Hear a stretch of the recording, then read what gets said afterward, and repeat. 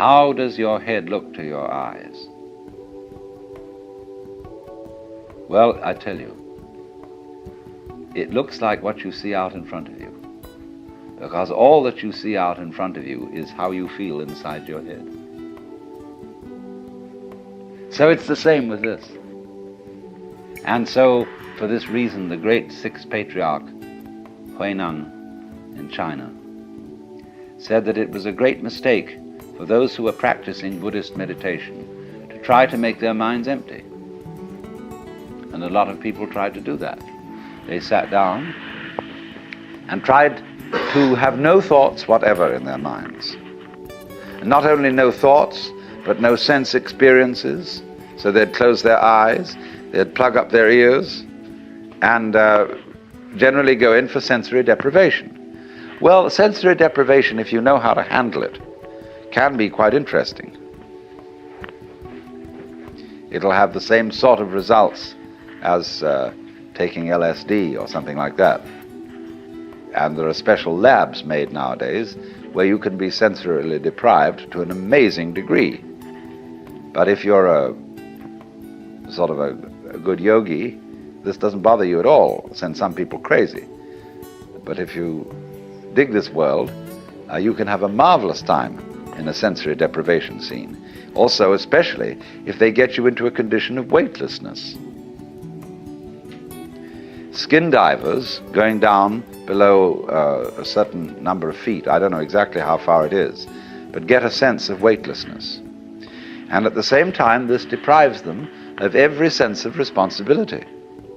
They become alarmingly happy. And they have been known to simply take off their masks and offer them to a fish.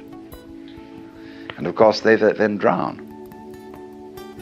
So if you skin dive, and you have to keep your eye on the time. You have to have a water watch or a friend who's got a string attached to you if you go down that far, and at a certain specific time you know you have got to get back. However happy you feel, and however much inclined to say, survival, what the hell's the point of that? And this is happening to the men who go out into space. They will increasingly find that they have to have automatic controls to bring them back. Quite aside that they can't change in any way from the spaceship. Now, isn't that interesting? Can you become weightless here? I said a little while ago that the person who really accepts transience begins to feel weightless. When Suzuki was asked, what is it like to have experienced Satori, enlightenment, he said it's just like ordinary everyday experience, but about 2 inches off the ground.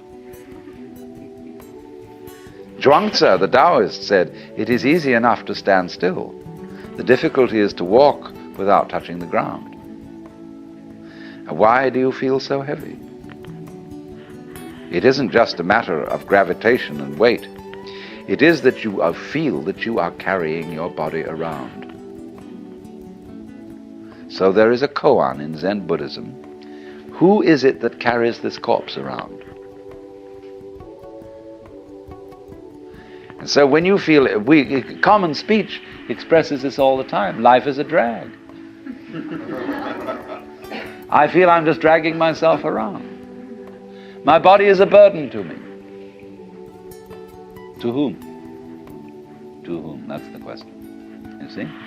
And when there is nobody left for whom the body can be a burden, the body isn't a burden. But so long as you fight it, it is.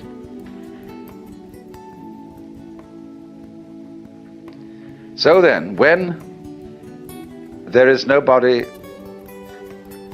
left to resist the thing that we call change, which is simply another word for life, and when we dispel the illusion that we think our thoughts, instead of being just a stream of thoughts, and that we feel our feelings instead of being just feelings, it's like saying, to feel the feelings is a redundant expression. It's like saying, actually, I hear sounds. For there are no sounds which are not heard. Hearing is sound. Seeing is sight. You don't see sights. Sightseeing is a ridiculous word. You could just say either sighting or seeing, one or the other, but sightseeing is nonsense. So we keep doubling our words, and this doubling is comparable to oscillation in an electrical system where there's too much feedback, where you remember in the old-fashioned telephone, where the receiver was separate from the mouthpiece, the transmitter. If you wanted to annoy someone who was abusing you on the telephone, you could make them listen to themselves by putting the receiver to the mouthpiece. But it actually didn't have that effect. It set up oscillation. It started to howl. It could be very, very hard on the ears. The same way, if you turn a television camera at the monitor, that is to say, the television set in the studio, the whole thing will start to jiggle. The visual picture will be of oscillation, like that. And the same thing happens here. When you get to think that you think your thoughts, the you standing aside the thoughts has the same sort of consequence as seeing double. And then you think, can I observe the thinker thinking the thoughts? Or, I am worried, and I ought not to worry, but because I can't stop worrying, I'm worried because I worry. And you see where that could lead to. It leads to exactly the same situation that happens in the telephone, and that is what we call anxiety, trembling. But this discipline that we're talking about of Nagarjunas abolishes anxiety, because you discover that no amount of anxiety makes any difference to anything that's going to happen.